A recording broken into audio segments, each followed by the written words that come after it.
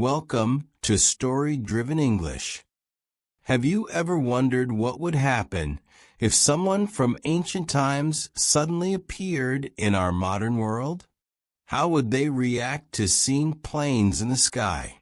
What would they think about smartphones, cars, and all the technology we take for granted? Today, we will follow Marcus, an ancient Roman, as he accidentally time travels to modern New York City. From being amazed by elevators to being confused by pizza, Marcus's adventure will not only help you learn basic English vocabulary, but also bring laughter and moments to think about. This is a story completely in simple English, specially designed for beginners. Every word, every sentence has been carefully chosen to help you understand and remember easily. If you want to improve your English in a fun way through engaging stories like this, hit the subscribe button now and turn on notifications so you don't miss any videos. Each week, we bring you new stories and news in simple English. Now sit back and let's begin our time travel adventure with The Ancient Visitor. The Ancient Visitor, a simple English story in 5 parts. Part 1. The Unexpected Journey. Long ago, in ancient Rome, there lived a young man named Marcus. He was 20 years old and worked as a scribe. Every day, Marcus wrote on papyrus scrolls for rich people. He lived a simple life. One day, Marcus was walking near an old temple. The temple was for Jupiter, the king of gods. It was a sunny day, and Marcus was happy. He walked inside the temple to pray. Inside the temple, Marcus saw a strange blue light. It came from behind a column. He was curious. "What is that light?" he thought. Marcus walked closer to see. The blue light grew brighter. It started to spin like water in a bowl. Marcus had never seen anything like this before. He reached out his hand to touch it. Suddenly, the light pulled him in. Marcus felt like he was falling. He could not see. He could not breathe. Everything was spinning around him. "Help me," Marcus shouted, but no one could hear him. He closed his eyes and waited to die. Then everything stopped. The spinning ended. Marcus felt solid ground under his feet. He slowly opened his eyes. Marcus was not in the temple anymore. He was standing on a gray path. It was hard and smooth, not like the stone paths in Rome. On both sides of this path were tall buildings. They reached up to the sky, higher than any building Marcus had ever seen. Strange boxes with wheels moved quickly on a black road nearby. They made loud noises and had bright lights. People walked around wearing odd clothes. Everything was different. "Where am I?" Marcus asked aloud. "What has happened to me?" No one stopped to answer him. People just walked past, some looking at small shiny objects in their hands. Marcus was scared. He did not understand what was happening. The gods must be punishing him, he thought. Or maybe this was the underworld. But he was still alive. A young woman walking past looked at Marcus strangely. He was wearing his Roman tunic and sandals. Everyone else wore different clothes. "Excuse me," Marcus said in Latin. "Can you help me? Where am I?" The woman did not understand his language. She said something in words Marcus did not know. She pointed to his clothes, and then took out one of the small shiny objects from her pocket. Marcus was confused. He tried again in Latin. Please, I am lost. I need help. The woman smiled kindly. She spoke slowly in her strange language and pointed to a building across the road. Then she walked away. Marcus stood alone on the path. He was in a new world he did not understand. He did not know the language. He did not know where to go. But he needed to find out where he was and how to get back home. He looked up at the tall buildings again. They were made of glass and metal, not stone like in Rome. The sun was still in the sky, but many other lights were shining too. I must be brave, Marcus said to himself. I will find my way home. Marcus started walking. He had no idea where he was going, but he knew he had to try. This was the beginning of his journey in this strange new world. Part 2. Strange New World. Marcus walked along the gray path. His sandals felt strange on this smooth surface. In Rome, the roads were made of stone. This path was different. People kept looking at him. A group of young people pointed and laughed. Marcus felt embarrassed. He knew his clothes were different from theirs. Suddenly, a loud noise came from above. Marcus looked up and saw something impossible. A huge metal bird was flying in the sky. It was bigger than any bird he had ever seen. By Jupiter! Marcus shouted. He fell to his knees in fear. What kind of place is this where metal birds fly? People stopped to stare at him. A man helped Marcus stand up. The man spoke in a language Marcus did not understand. I do not understand you, Marcus said in Latin. I am from Rome. Do you know Rome? The man's eyes grew wide. He said something that sounded like Rome and pointed to Marcus's clothes. Then he took out one of those small, shiny objects that many people carried. The man touched the object and held it to his ear. He spoke into it. Marcus was amazed. Was the man talking to the gods through this small object? After a few minutes, a woman arrived. She looked at Marcus and smiled. Then she spoke in a language that sounded a little like Latin. Salve. Loquaris Latine, she asked. Hello. Do you speak Latin? Marcus was so happy. Yes, I speak Latin. I am from Rome. Where am I? What is this place? The woman looked surprised. My name is Anna. I teach Latin at the university. You are in New York City. What is your name, and why are you dressed like that? I am Marcus Flavius.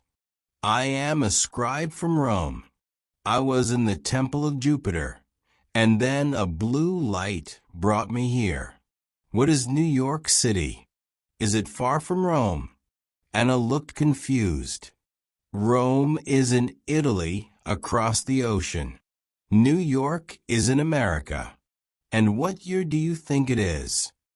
It is the 10th year of Emperor Hadrian's rule, Marcus replied. Anna gasped. That would be around 126 A.D. But it's 2025 now. Marcus did not understand. 2025? That cannot be right. What do you mean? Anna spoke gently. I think you have traveled through time, Marcus. Almost 1900 years into the future. Marcus felt dizzy. This could not be true. He must be dreaming.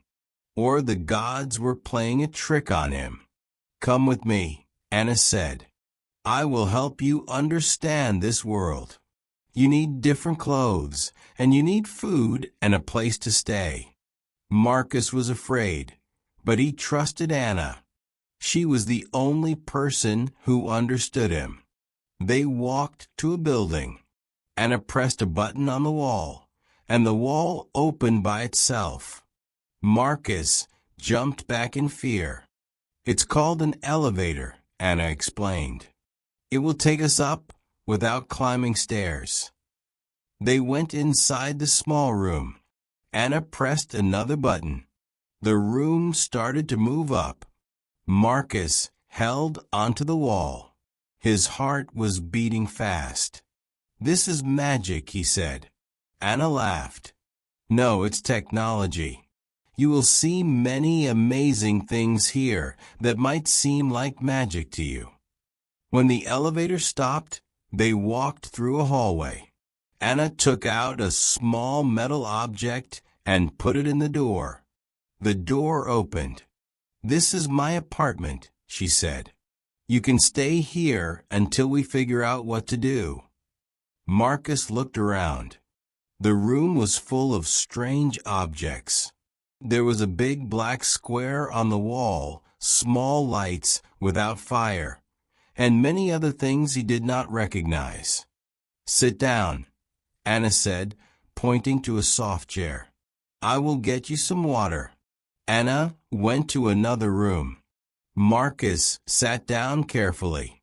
The chair was softer than any chair he had ever used. He touched the material. It was not wood or metal. Anna returned with water in a clear container. It was not made of clay or metal like cups in Rome. It was clear like glass, but lighter. "Drink," she said. "Then we will talk about how to help you in this new time." Marcus drank the water. It was cold and clean, better than water in Rome. He looked at Anna and tried to be brave. He was now in a time called 2025, almost 1900 years in the future. How would he survive here? How would he get home? Part 3. Learning New Things. The next morning, Marcus woke up on Anna's couch. For a moment, he forgot where he was. Then he remembered he was in the future, in a place called New York City. Anna came in with new clothes for Marcus. "These will help you blend in," she said. Marcus looked at the clothes. There were blue pants made from a rough material, a soft shirt with short sleeves, and strange shoes with strings.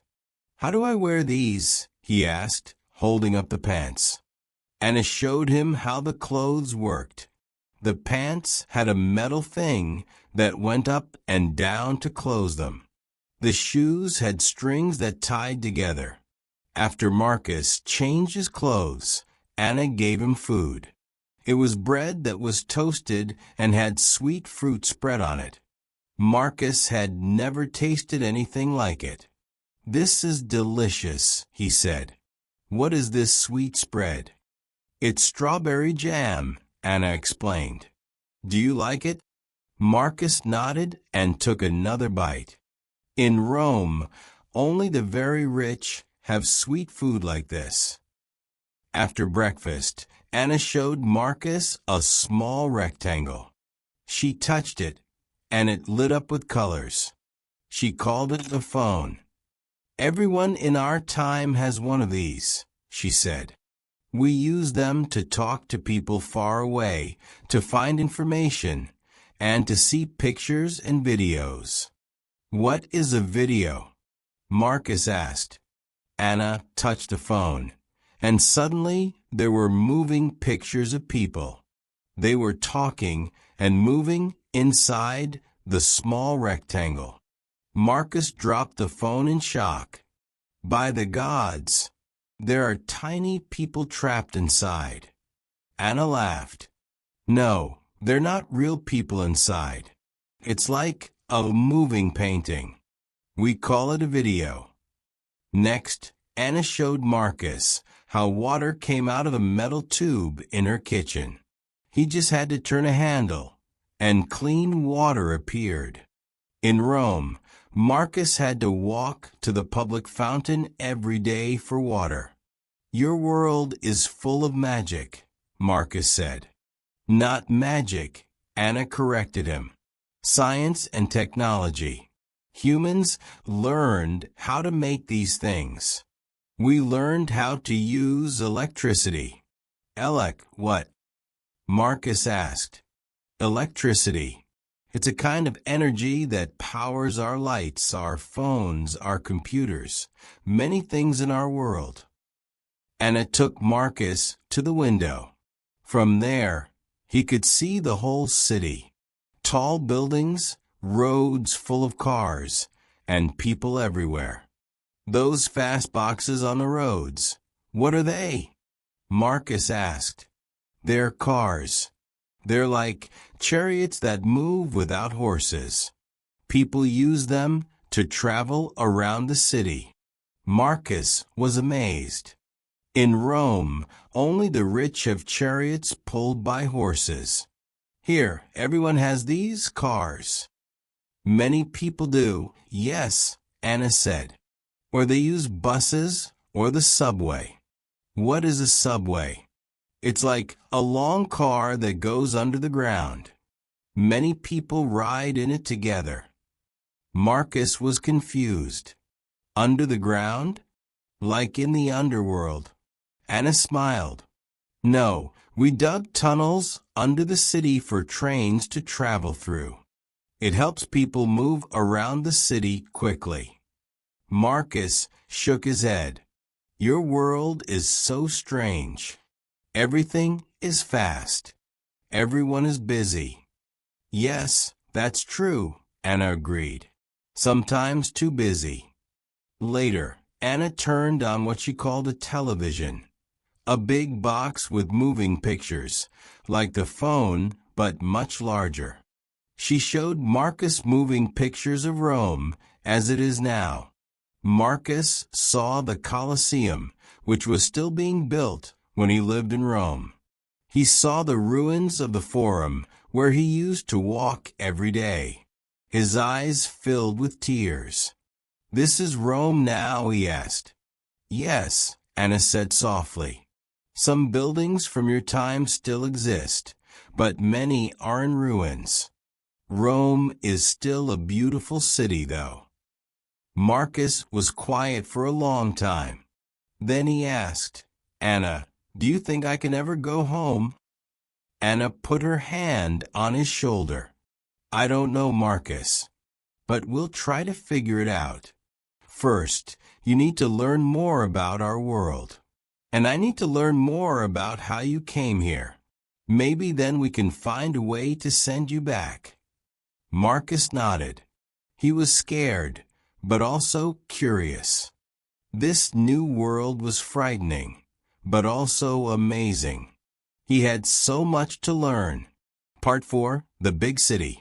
After a few days with Anna, Marcus was starting to understand more about the modern world. Anna had to teach at the university, so today she was taking Marcus with her. You need to see more of the city, she said, and I can't leave you alone in the apartment yet. Marcus put on his new clothes. He still felt strange wearing them, but he looked more like everyone else now. They left the apartment building and walked to what Anna called a bus stop. Many people were waiting there, looking at their phones. The bus will take us to the university, Anna explained. It's too far to walk. When the big bus arrived, Marcus was nervous. Is it safe? He asked. Yes, very safe, Anna assured him. Millions of people use buses every day. They got on the bus. Marcus watched carefully as Anna put a card into a machine. Then they found seats. The bus started moving, and Marcus held tightly to his seat. Through the window, Marcus saw more of the city than he had seen before. There were buildings of all sizes, shops with colorful signs, and so many people. There are more people here than in all of Rome, Marcus said in amazement. New York has about 8 million people, Anna told him. 8 million. Marcus couldn't imagine that many people. All of the Roman Empire might have 50 million people, and that's many countries together. The bus stopped and they got off. They walked through a large open area with grass and trees. There were young people sitting on the grass, reading or talking. "This is the university," Anna said. "I teach here." "It's bigger than the academies in Rome," Marcus observed. "Who learns here?" "Anyone who wants to continue their education after basic school," Anna explained. "Men and women." "Women too." Marcus was surprised. In Rome, most women don't learn to read or write, except for rich women. Anna smiled. Things are different now. Women can get the same education as men, and they can work in almost any job. They entered a large building and went to a room filled with seats. Young people started coming in and sitting down. Anna stood at the front. "These are my students," she said to Marcus. "Today we're discussing ancient Roman daily life. Would you like to help me teach?" Marcus was nervous, but agreed.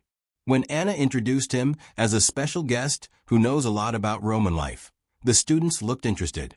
With Anna translating, Marcus told the students about his life in Rome. He told them about being a scribe, about the food he ate, about the games people played. The students asked many questions. One student asked, "What's the biggest difference you see between your time and ours?" Marcus thought for a moment. "Everything is so fast now. In Rome, a message might take weeks to travel across the empire. Here, you can talk to someone on the other side of the world instantly with your phones. Also, there is so much food and clean water for everyone, not just the rich." After the class, Anna took Marcus to eat lunch at what she called a restaurant. There were many kinds of food Marcus had never seen before. "What would you like to try?" Anna asked. Marcus pointed to what someone at another table was eating. "What is that?" "It looks good." "That's pizza," Anna said.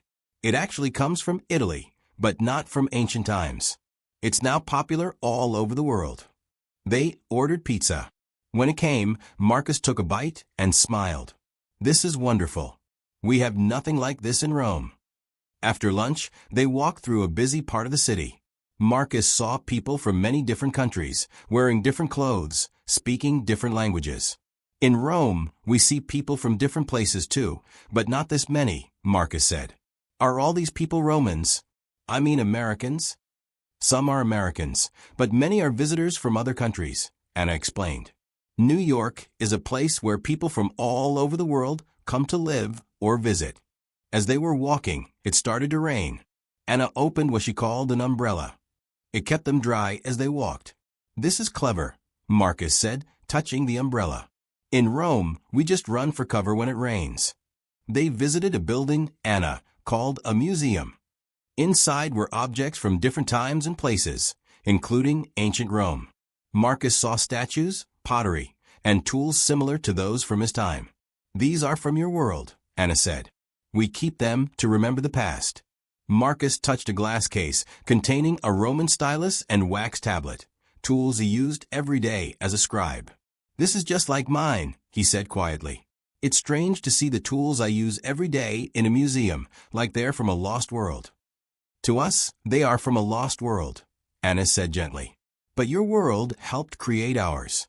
Many of our ideas about government architecture and language came from ancient Rome." Marcus felt proud hearing this. His Rome was gone, but not forgotten.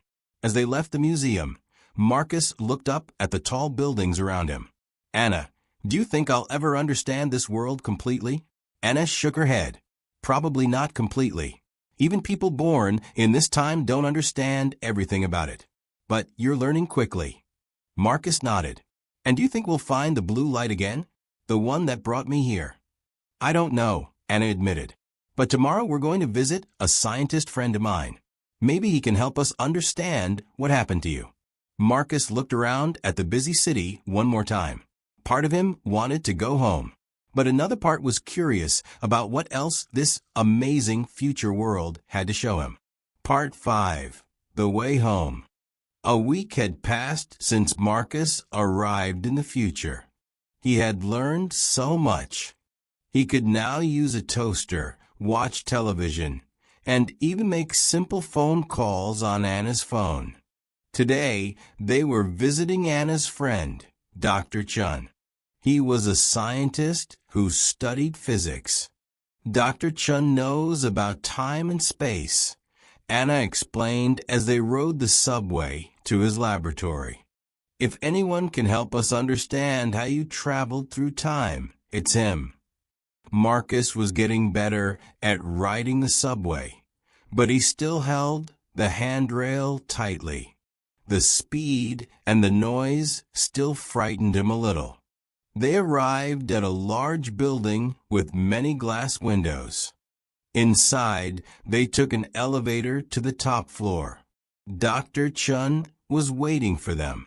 "So this is our visitor from ancient Rome," Dr. Chun said, shaking Marcus's hand.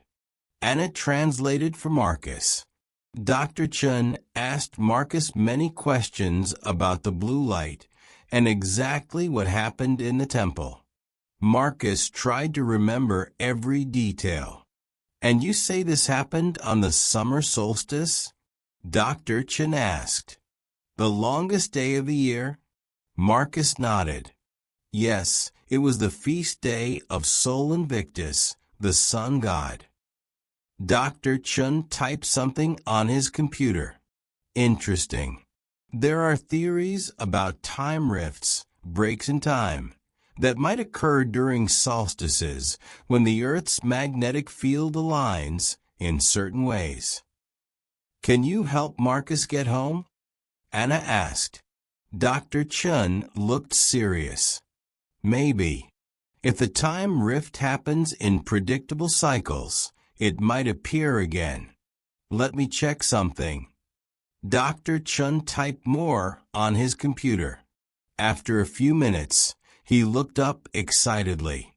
"There's an unusual magnetic anomaly predicted for tomorrow night. It might be similar to what brought Marcus here. If he goes to the same type of location, a place with religious or spiritual significance that's been used for centuries, he might be able to return." "Tomorrow is exactly 1 week since I arrived," Marcus said when Anna translated. "Do you think that matters?" "It might," Dr. Chun said. "Cycles and patterns are important in physics." "Where should we go?" Anna asked. "The oldest religious building in New York is probably St. Paul's Chapel, built in 1766. "That should work," Dr. Chun said. "It's been a place of worship for over 250 years. The energy there might be strong enough." Marcus felt nervous. This might be his only chance to go home. That evening, back at Anna's apartment, Marcus was quiet. Anna noticed his mood. "Are you okay?" she asked. "I'm thinking about tomorrow," Marcus said. "I want to go home, but what? But I will miss this world too. And you. You've been so kind to me." Anna smiled sadly. "I'll miss you too, Marcus. You've taught me so much about ancient Rome, things I could never learn from books. If I go back, no one will believe me when I tell them about this time," Marcus said. "They'll think I'm crazy or that the gods cursed me." "Maybe you shouldn't tell them everything," Anna suggested. "Keep some memories just for yourself." The next day, Marcus put on his Roman tunic again. He wanted to be wearing his own clothes if he returned home. "Keep these too," Anna said, giving him his modern clothes in a bag. As a reminder. That evening, they went to St. Paul's Chapel. Dr. Chun met them there. The old church was quiet and peaceful. The magnetic anomaly should peak at exactly 9 p.m., Dr. Chun said, checking his instruments. "That's in 10 minutes. Marcus looked around the beautiful old chapel. It was different from the temples in Rome, but he could feel that it was a special place. As 9 o'clock approached, Dr. Chen's instruments started beeping. "The magnetic field is changing. Look for anything unusual." Suddenly, Marcus saw it, a faint blue light behind one of the columns, just like in the Temple of Jupiter. There, he pointed. The blue light grew stronger. It started to spin, just like before. It's happening, Dr. Chun said excitedly. The time rift is opening. Marcus turned to Anna. Thank you for everything. I will never forget you or this world. Anna had tears in her eyes. Goodbye, Marcus. Be well in your time. Marcus took a deep breath and walked toward the blue light. Just before he reached it, he turned back one last time. Anna and Dr. Chun were watching him. He waved goodbye, then stepped into the light. Everything started spinning again. Marcus closed his eyes. He felt like he was falling through nothing. Then, suddenly, he felt solid ground under his feet again. Slowly, Marcus opened his eyes. He was standing in the Temple of Jupiter in Rome. It looked exactly the same as when he had left. The same columns, the same altar, the same statues of the gods. He ran outside. The Roman Forum was there, filled with people in togas going about their business. The familiar sounds, smells, and sights of his Rome were all around him. I'm home, Marcus whispered. I'm really home. A temple attendant saw him and called out, Young man, where have you been? People have been looking for you since this morning. This morning, Marcus asked. I've only been gone a few hours. Yes, since you came to the temple this morning. Your master the senator has been worried about his scribe disappearing. Marcus was amazed. He had spent a week in the future, but here only a few hours had passed. As he walked through the familiar streets of Rome back to his master's house, Marcus touched the small bag Anna had given him with the modern clothes inside. He would keep it hidden, along with his memories of the future world.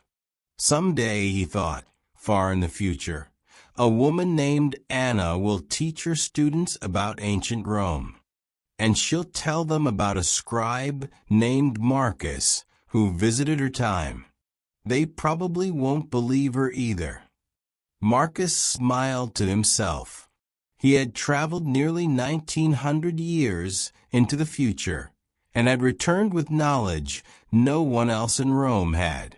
He knew now that the Roman Empire would fall someday, but parts of it would live on in the amazing world of the future. He would continue his life as a scribe, but he would never see the world the same way again. And every summer solstice, he would visit the Temple of Jupiter, just in case the blue light appeared again.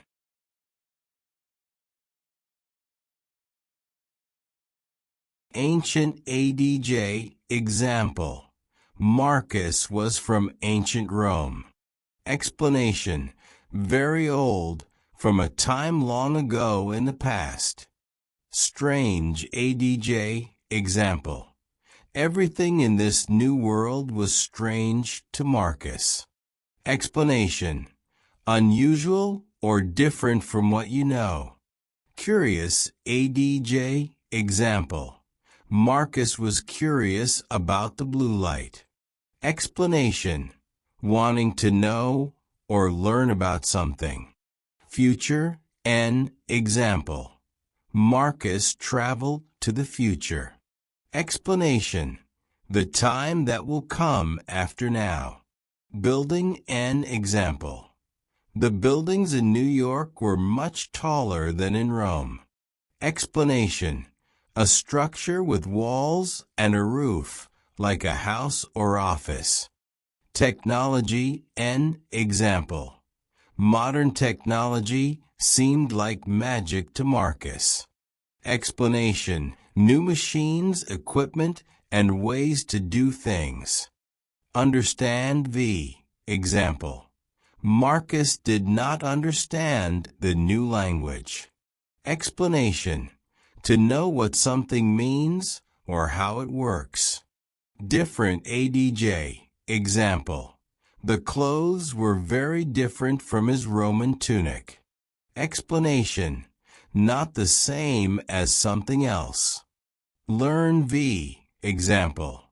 Marcus had to learn about many new things. Explanation. To get knowledge or skill in something by studying or practicing. Journey and example. This was the beginning of his journey in the strange new world. Explanation. Traveling from one place to another, especially a long trip. Afraid ADJ. Example. Marcus was afraid when he saw the metal bird flying. Explanation. Feeling fear or being scared of something. Impossible ADJ. Example.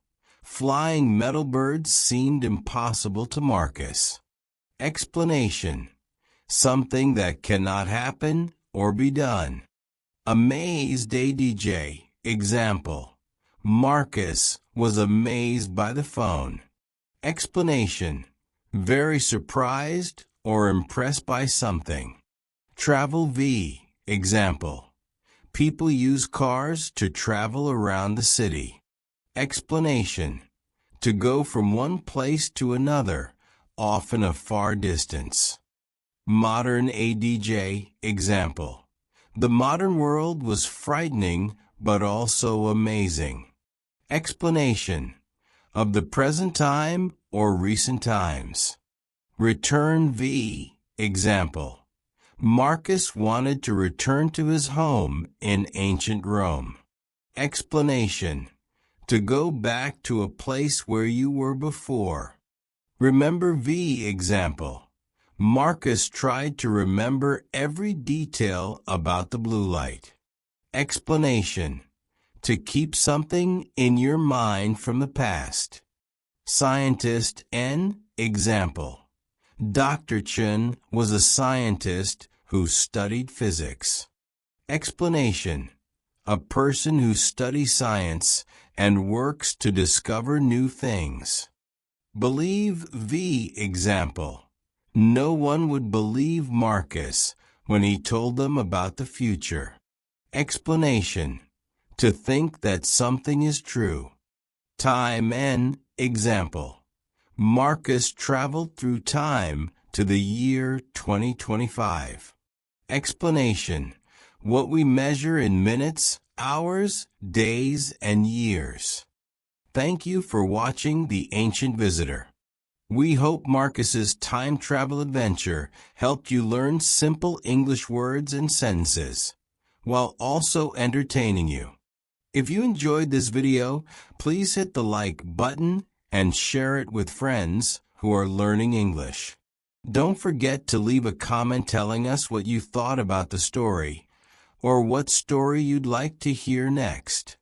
Subscribe to Story Driven English so you don't miss our interesting stories and news in simple English, helping you learn the language naturally and effectively. We post new videos every week. See you in our next story. Keep learning English through stories.